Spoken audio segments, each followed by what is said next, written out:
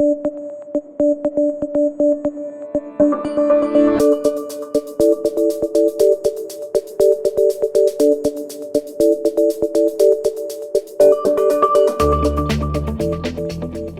unstated goal of many investors, I'm going to beat the market, Wayne.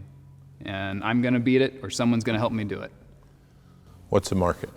That's a good question. Let's define what is the market. What is the market? That matters. The market in the mid-'80s was gold because that's what was doing well. So everybody said, I got to be in gold. We got to beat the market. In the late 90s, the market was the NASDAQ, which is just a small piece, but that's what was doing well. That's what was driving the market. And then 2000 through 2003, if you were there, you just got brutalized. You just got killed. So what is the market? The biggest problem is the market is whatever somebody's put in their mind. And most of the time, it's whatever is doing really well today and the news media, the Wall Street publications are talking about, which drives you to believe that that's what's going to be best the next 5 to 10 years. Yeah, and yet what prospectuses tell us what? Every prospectus out there, some version of past performance is not indicative of future results. Why? Because it's 100% true. It's absolutely true. Because whatever's overpriced and outside of its price range is going to come back to its mean. Whatever's underpriced, the tendency is, and I can't predict when or why, but if you're not diversified, it's proven that whatever did best the last 5 years will tend to be quarter performer the next 5 years.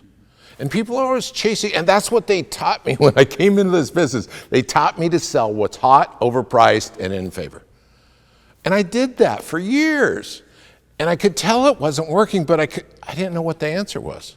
But if I go look at the mutual fund magazine, Money Magazine, there's a performer out there that has vastly exceeded the market. Why can't I go hire him? Because it's not duplicative. You can't duplicate But they just did it, Wayne. They just did it. Sure, they did it, but can they repeat it? Statistically, they can't. Every academic study out there shows that high performers are going to underperform because they're way overpriced. Everybody's buying them. They get really popular and people start pouring money into their pockets and it drives them up. But sooner or later, it's going to go down. When the real estate market gets too high, be aware. When the stock market anything gets too high, we're investing for long term.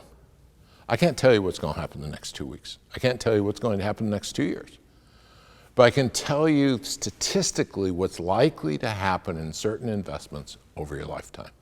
And that's where we have to get.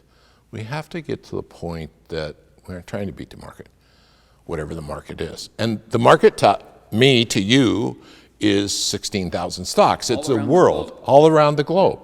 And sometimes foreign will be better. Sometimes the U.S. has just done tremendous. So everybody thinks we should be in the U.S.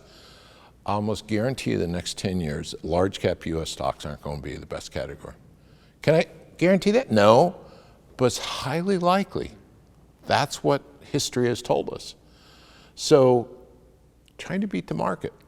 Let's figure out what the market is. I think a good thing to do is figure out what the market is. Make sure you have your plan in hand and make sure that you're investing to support your plan. Not to forget the market. Don't try to beat the market. That's a bad game. You'll get emotional. You make bad decisions. The worst decisions you make investing are emotional. So don't let that drive you. Let your plan drive you. Because if you let your plan drive your life, you will have a better life, be more successful, have more probability of success, and worry less. Isn't that the goal? That sounds like a good investment. It does.